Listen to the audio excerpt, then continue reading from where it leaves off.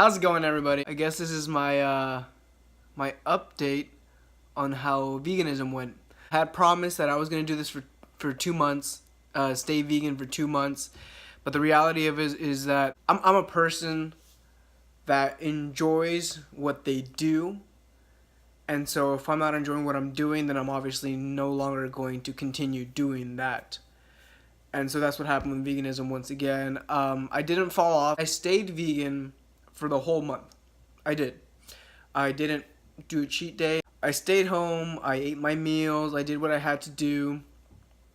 I just weighed myself right now. I mean, theoretically, I did shed off a decent amount of fat because I'd say my arms are a little bit more vascular. Wake up in the morning and I look a lot thinner than I did before. I have been sloughing at the gym. I've only been going about 3 times a week. Usually I go 4 to 6 times a week, but it's just kind of been that sort of situation lately, and that's my fault. That being said, how veganism went? Well, it's not difficult. It's not a difficult thing to do. When people tell you they need meat, they need cheese, they need dairy, like any animal byproducts. I mean, honestly, you don't necessarily need it. You're kind of just like dependent on that, and you don't want to go beyond. What I mean by that is, like, let's say you're a person who likes to eat cereal a lot. Not that hard to switch over to like almond milk, cashew milk, rice milk, and it goes in. It honestly goes in. Rice milk is fire. Almond milk has, the original almond milk. They have, I think, vanilla. I think they even have, like, coconut almond milk. I don't even know how that works, but I think they have something like that. I don't like that one. There's substitutions for everything everywhere. You just kind of have to look. If you don't want to do, if you don't want to work and look for it, I mean, that's on you, and that's probably why you're going to end up failing. For me, I'm a very simple person. I can honestly eat the same exact meal every single day, and I don't usually get tired of it. That's just the person I am. A lot of people can't do that, and so they have to mix it up. And I understand that, after a while, that becomes a thing in which instead of it being enjoyable, it starts becoming more of a task. And it's, nobody wants to go into the grocery store and say, oh, we got to get this for that for, like if you're that kind of person who likes to cook and stuff like that, it's all good on you. I mean, I personally like to cook, but I'm going to say to the meals that I want to do. I'm not going to unless I'm really, really trying to go out for something different, I am not going to do that. I am a endomorph, and if what people don't know what an endomorph is that we as endomorphs we hold more on fats, and that pretty much hurts you in the long run.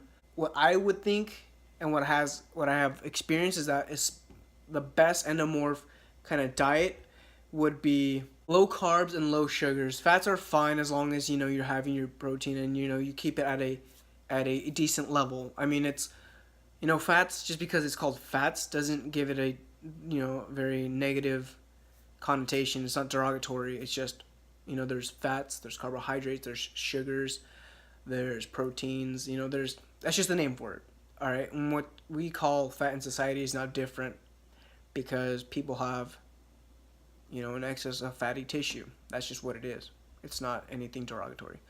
But yes, carbohydrates tend to stick to our bodies for a very long time. It's very difficult for us to kind of, if we pass what we need on a daily intake, it's very difficult for us to dispose of all those carbohydrates. Also with sugar, it's a really big deal as well. My routine was I'd have a banana in the morning. That's usually for the potassium that the banana carries. And I have 2 mandarins for, I guess, like my in-between snack, just so it kind of keep me afloat until lunch comes around. Once lunch came around, I had pretty much the same meal every single day. And that was romaine heart lettuce that I cut up myself, bell peppers that I would chop up and I throw them in there, and dried cranberries. And that was pretty much my lunch. And a lot of people were like, that's not much of a lunch, but for me it was enough. But I would have, if I'm going to be honest with this review, I did end up going a lot in the carbohydrate intake, and that was because I had a lot of tofu sandwiches. No mayo, but I did have a lot of tofu sandwiches.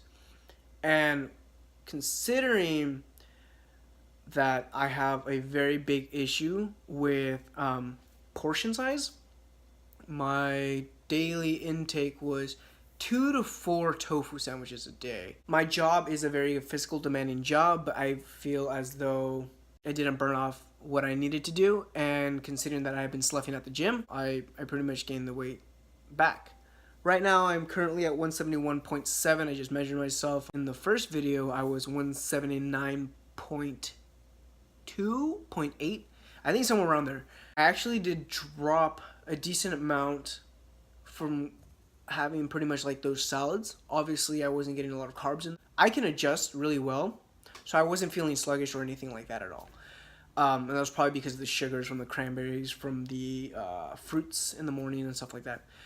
I stayed with my muscle mass by having a vegan protein shake, and it was pretty pricey, but I mean it did what it had to do and it worked.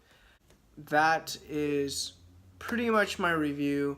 My next diet that I am starting today, that I did start today, is a pescatarian.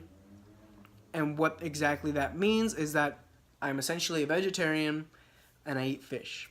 Let's see how pescatarian does. I know of one diet that really worked well for me, and maybe we'll talk about that later, and maybe that will be a continuing thing for me. Thank you for catching up, and please give this a thumbs up, like, subscribe, and turn on that little bell for the notification. Thank you so much.